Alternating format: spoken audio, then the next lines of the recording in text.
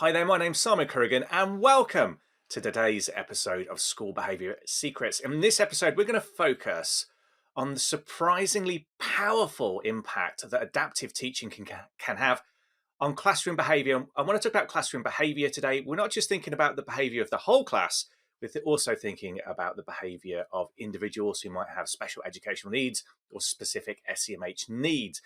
But before we get to that, don't forget, if you're finding School Behaviour Secrets helpful, make sure you like and subscribe us and share it with other teachers and school leaders so this information can reach more people. It's the quickest and cheapest way of supporting the show because it will cost you just 30 seconds.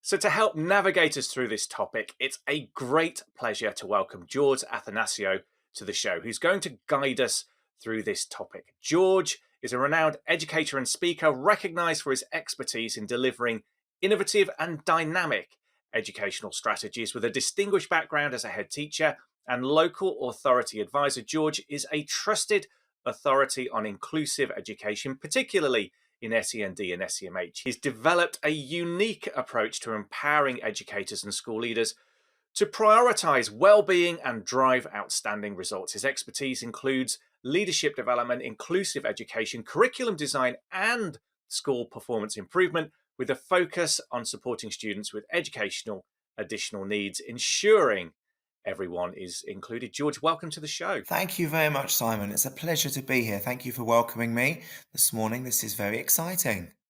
I think it's going to be a really interesting topic and a really practical one that our listeners and viewers will be able to take away strategies and ideas actually they can implement straight away in their classrooms to make a difference for their kids. But I think we should start with the basics and define our terms because we have teachers listening from around the world, and the UK has shifted its language on this in the last few years. So I want to start with, what is differentiation? What is adaptive teaching? And why the language shift? Okay, absolutely. So I think really education, we love a bit of change, don't we, Simon? We change from this language and this and trying to get your head around all of the different words that we use. And I've been in education for so many years. We started with differentiation, we moved to variation, and now we use the word adaptation. Differentiation for me is about where a teacher would plan 3 activities and they would tell the red group that you're going to be doing these activities and green group and so forth would be doing these ones, which actually puts that artificial ceiling on so much learning. We then moved into variation, which was a whole approach to actually the children could now choose which activity they wanted to do. But of course, again, putting a ceiling on that learning.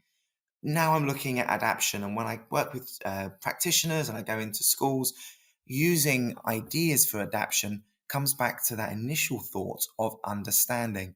So when a practitioner understands a pupil's needs, they can then adapt the learning to meet that pupil's needs, which sounds quite straightforward, but actually sometimes we assume we know what learners can do and what learners need to be able to do, but offering the same learning objective to the whole class and including pupils through their adaptive approaches, which could be a physical, it could be an activity adaptation.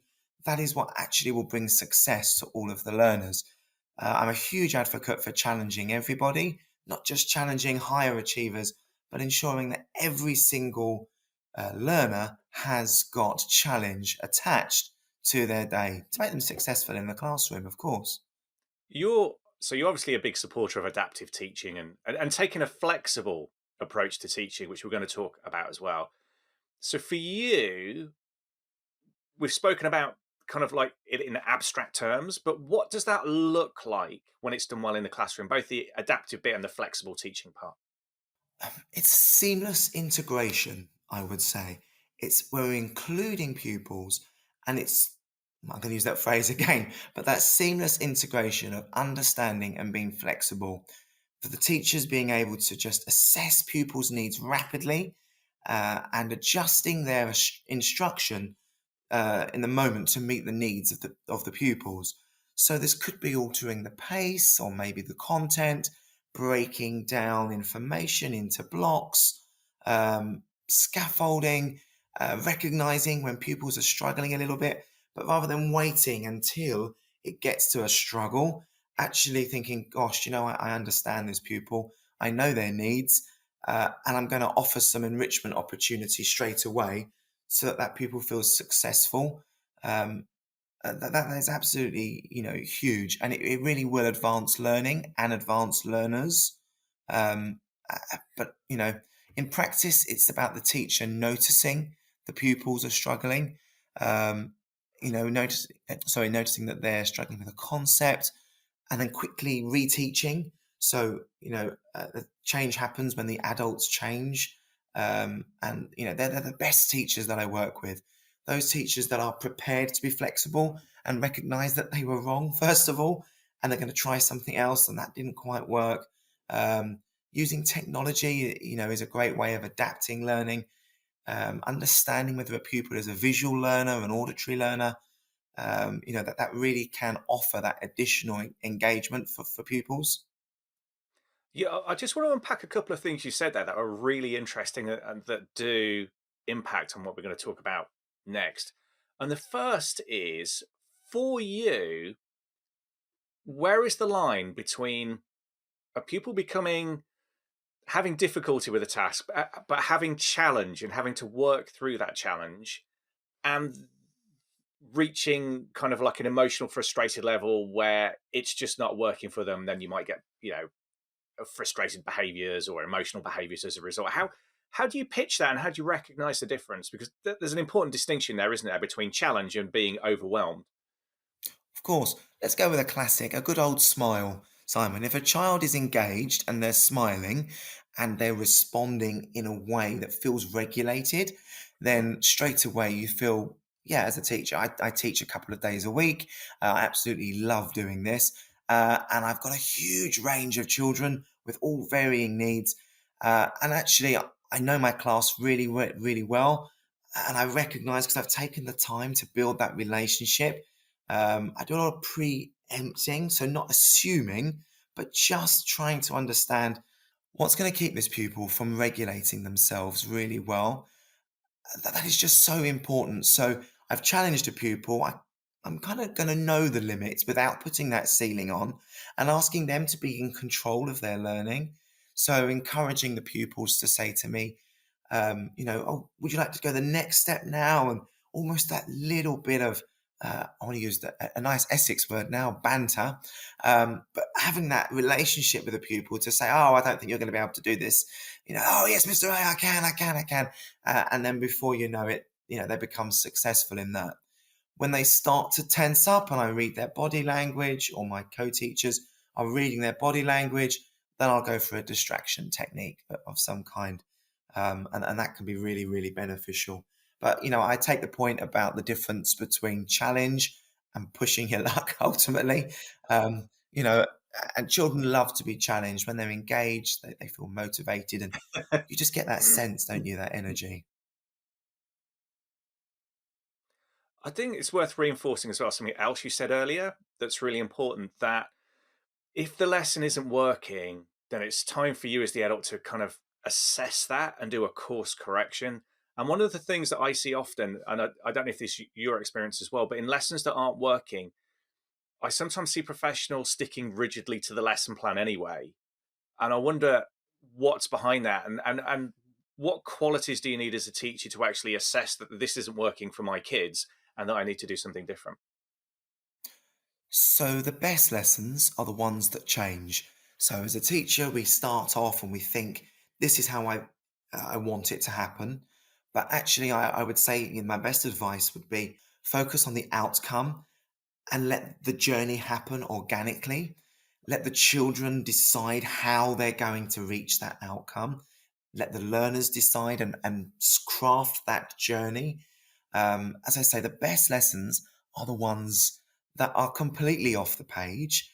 And as a teacher, you have to be confident in that. You've qualified, you've trained, you are in charge of that learning. Someone's believed in you and given you that opportunity to be the teacher of those children. and actually, just run with it. What's the worst that's going to happen, really? We don't do things for other people. We do these things for the children. When I say that, what I mean is we don't do things for the bureaucracy, if you like. We don't do them for Ofsted coming in. You know, we are offering learning materials for our children. So it's really important that they craft the journey. We learn so much in early years. The early years practitioners really do understand what learning through play is, for example. And I recommend that we just, as teachers that maybe are in key stage 2 or 3, go into an early years setting and just spend a few hours and see how it's done, because you really will learn how to adapt a learning journey for a whole range of learners, um, to ensure that you meet the outcomes and ensure success for all learners. When teachers aren't adaptive or they aren't flexible to the kids' needs in the way that you're kind of describing here, what's the impact on behaviour in the classroom? What do you see? So I observe a lot of teaching. I notice a rapid decline. And something I look at when I observe teaching in lessons is the cha-cha-cha, the children, choice, and challenge. They're the three things that I look for. And one of those is the children. So, actually, how well are practitioners meeting the needs of pupils? How well are the teachers understanding the needs of pupils and therefore, meeting those needs? Um, I would say that ultimately, if children are bored and unmotivated, then the lesson declines rapidly because children will be disruptive, children will dysregulate, and then you're going to think, gosh, if only I'd invested some time to invest in that pupil. And I can give you a few ideas and some strategies that I would recommend to all practitioners to avoid this happening. But I think it's game over at that point. If your lesson starts to tail off, um, then you need to be thinking quickly, how can I turn this around? How can I change this? And that comes from great preparation. I'm going to use the word understanding again. The more you understand your learners, the more you understand your pupils, the more successful your teaching is going to be. And really focusing on that outcome. Let the lesson happen organically. Huge important message. So, in summary, really, three main things will happen, Simon. Disengagement, frustration, inequity. I'd say would be the three things that can happen as a result when a teacher isn't meeting the needs of pupils. So, pupils that aren't challenged, aren't supported, they could become disengaged from that whole learning process. They begin to feel frustration, and they're the pupils who are struggling, maybe feeling frustrated with themselves or the material that's been offered. It might be too easy for them, too difficult, they're bored, etc. And then inequity, where pupils of different abilities, of different learning styles, they just feel left behind or overlooked. And these are the classrooms where you do see the adults and the kids getting frustrated with each other, and you start to see a gulf between them during those lessons, don't you? And what I really liked, actually, just taking a step back, was you used the word investment. It's not wasted time. It's an investment in the success of the kids that you're working with. And a lot of teachers, I know, they're kind of clock watching. They see the time ticking down, and they feel like they've got to cover certain beats in the lesson. But if the kids aren't with you, the kids aren't with you, and you're just trying, it's not going to work. Mm. I use the analogy, you can't build a house on sand. You're trying sometimes to put a roof on a house with no walls. You've got to build those foundations, you've got to build the structure, and the outcome is the finished product of the home. And I use this analogy quite a lot with a whole range of teachers, ECTs, experienced teachers. It's okay to change. We don't like change as humans, but it's okay. We've got to get used to this change. We've got to get used to new pupils that are coming into our lessons, new needs that we may not be familiar with. Not wanting to go off topic here, Simon, but a lot of teachers have come to me and said, "Oh, I've got a really naughty class. The children are really naughty." And I think, "Oh gosh, this year's got disaster written all over it because you're in the wrong mind frame straight away. You've got to change your mindset. This is about understanding the pupils' needs, the needs of the pupils. It's not about, oh gosh, these are naughty kids. Let's call the deputy head in for extra support here. Let's meet the needs of these pupils. So why do you think that it is that some teachers find this difficult? What challenges or I guess also maybe psychological obstacles stand in the way of them finding that flexibility and adaptability? I think really, Simon, it comes down to limited training or limited experience. I've been very fortunate. I've worked with lots of different settings in my role as local authority advisor. I've been into some very interesting provisions, and some teachers won't necessarily have experience. Maybe they've worked in the same school in the same year group with the same families that have just kind of come through. So I would say limited training experience, limited resources as well, where teachers may lack access to necessary CPD for themselves and resources and materials. Time, what that comes back to us every single time. Time constraints. If I had 8 days a week, I'm sure I'd be far more effective. Who knows? But, teachers are under a lot of pressure. They're under a lot of tight deadlines. We have limited this, limited that. There's a lot of demand from, policy, and there's a lot of demand from everyone's under pressure, aren't they? Ultimately, sometimes a bit of personal bias as well, where teachers hold assumptions in their head, and that certain pupils' abilities and learning styles. I've taught a pupil, that has autism before, so it's going to be the same. It's okay again to spend some time investing in what that specific pupil requires. And I would never say an autistic child. I was always say a child with autism, or a child with SEMH needs, a child with special needs. And it's about adapting your mindset. Again, we've said this a few times now, but let's not underestimate the curriculum demands. It seems to be art. That's a topic area that's got 3 things for 4 years of Key Stage 2 teaching. But actually, the curriculum is really quite demanding. It can be. And those excited, ambitious teachers, they're the ones that may feel the pressure more. They're putting pressure on themselves. They want to stick to this curriculum, and actually they want to expand it out and give the children this vast learning experience. It's okay. It's okay, because focus on those learning goals and let the journey happen organically. So, what are some practical, effective strategies for adaptive instruction in a diverse classroom? Can you give us some sample how to's to use? I want to think at the moment about the whole class level, sort of like in terms of whole class management, rather than kids with specific individual needs. No, of course. And I think it comes back to understanding initially.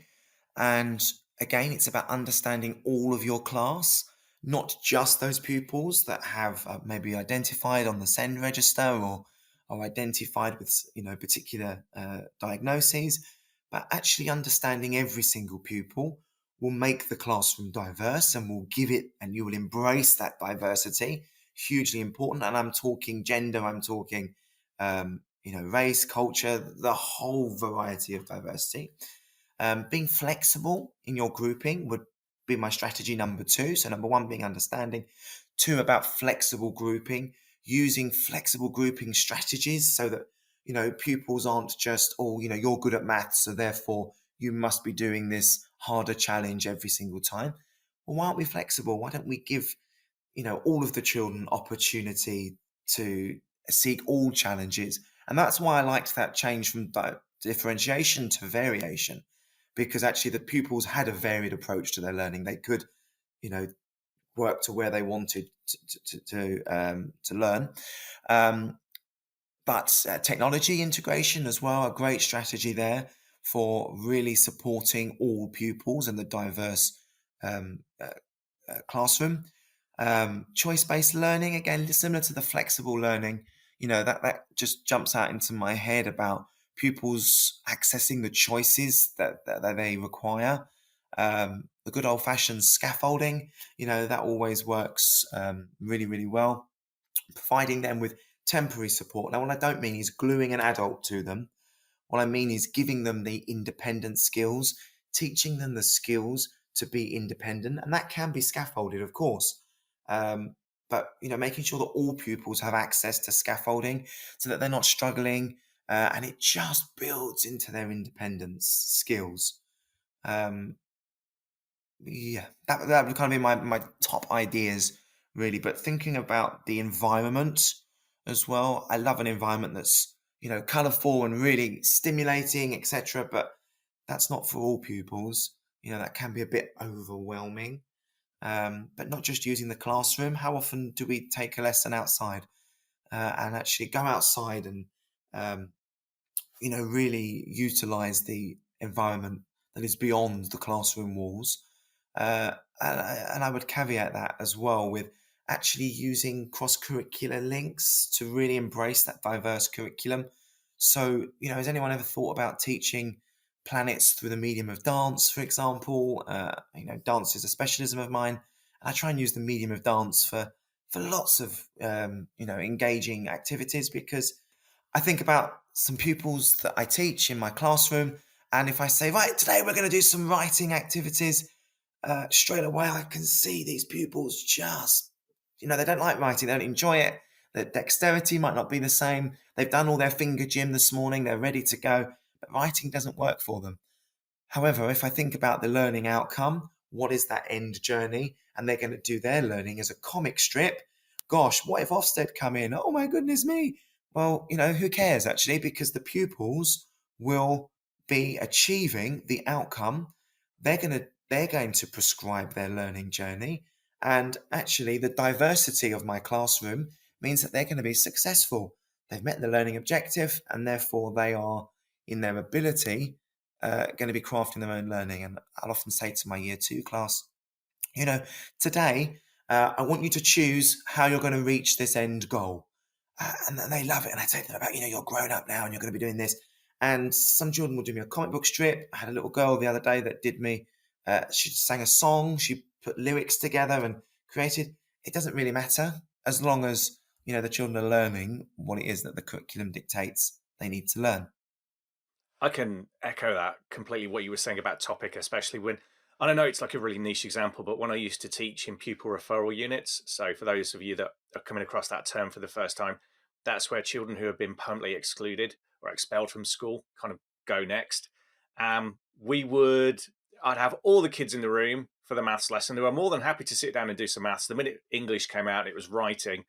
People were kicking off left, right, and centre. Kids were leaving the room. So when we rebranded English as topic and we taught English and writing through topic, kids were really engaged. They wanted to learn about dinosaurs and the Day of the Dead and stuff like that. It's the same objectives, just taught through a slightly different lens. So I've sort of crept onto kids with specific needs there. So what about the students? And I'm thinking here about kids with SEMH needs in particular. What might adaptive teaching look like for them? So, the first thing I would urge practitioners to consider is your input session. If you have a very high functioning pupil, why are they listening to you doing the input that you've revised from yesterday? It's okay for them to get started. We need to come away a little bit from this traditional model of I'm the teacher, you're the pupils, everyone's going to listen to me for my 20-minute input. Then we do the activity, and then there's a plenary. I use the formula, and this is no rocket science here, but the pupil's age per minutes plus 1 is how long your input should be. But if a pupil is starting to dysregulate, that's because they're bored. And I mean that with the greatest of respects, but it's okay to accept that as a teacher. My lesson's boring. It might not be the lesson is boring, but it feels boring for pupils with SEMH needs. So what can we do about that? I use a strategy of IDR, and that is ignore, distract, remove.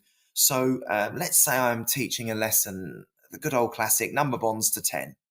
And everyone's engaged for the first bit, and I've got a pupil that's starting to dysregulate, and I'm probably thinking at this stage, I could ignore them, or should I be setting them on their task? Yeah, I probably should be doing that. And then they're starting to tap, and they're tapping a pencil, and they found that They've found the three pieces of Lego under that unit that they've got, and they're starting to fiddle and they're tapping the Lego blocks. And you're going to ignore it to a point, but now actually all I'm doing is I'm listening, and the other learners are listening to this pupil. So I'm then going to distract them, and I might ask them a question which might engage them back into the learning, or I might say something like, "Oh, good, I'm glad you've got those Lego blocks. Could you go and get 10 more and put 6 red ones for me and work out how many yellow ones I need?" So I'm distracting them. They're engaged in the learning, but they're now distracted. Oh, okay. Now, the classic one that often teachers will use for distraction is where they give a little note to go next door to the classroom. Again, I would avoid that at this stage because they're now away from the learning. If they're doing the little blocks or the little Lego cubes, as I described, I'm quite impressed actually. That's not bad. That's pretty razor sharp, those ideas for the morning. But what I would do is I would keep that element of the distraction, still focused learning. Then the third part of the IDR, ignore, distract, remove. So this is then when I now need to think about a removal strategy. Has to be the last possible options, of course. So, I mean, just remove from maybe the carpet space or the teaching input. Remove the pupil. Maybe that's when you could send a little note to the next door, or, could you go on an errand for me? That could all be part of this.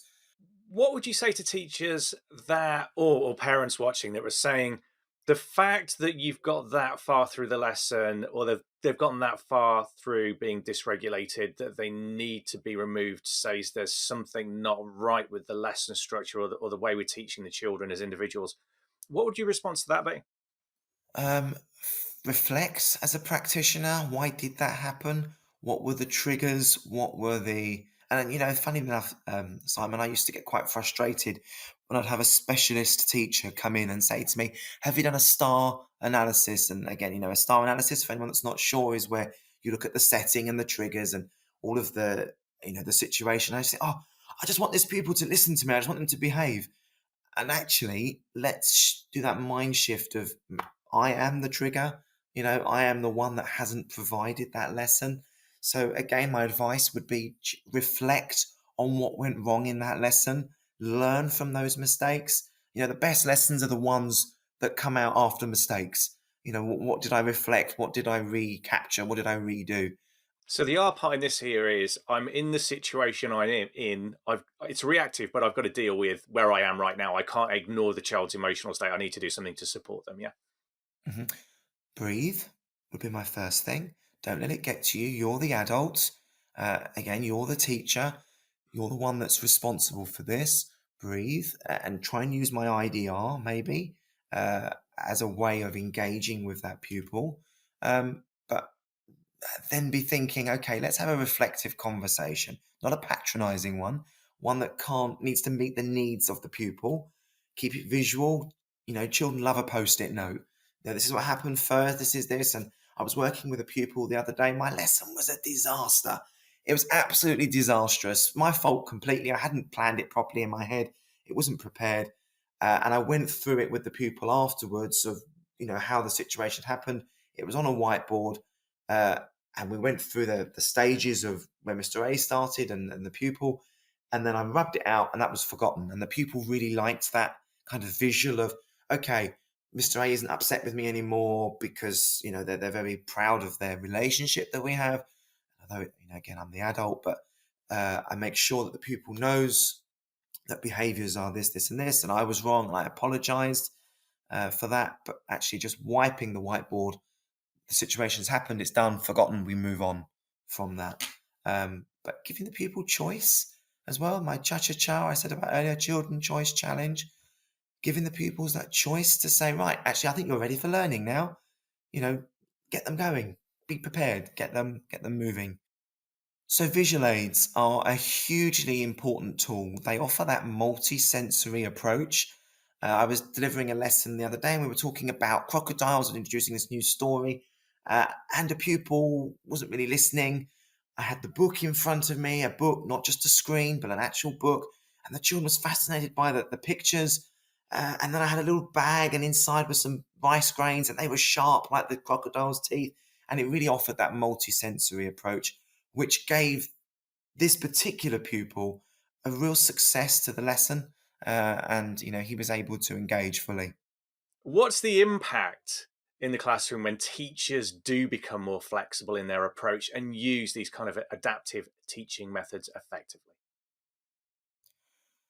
Ultimately, you'll get better pupil outcomes. That is the bottom line, really. You'll have more engagement from pupils.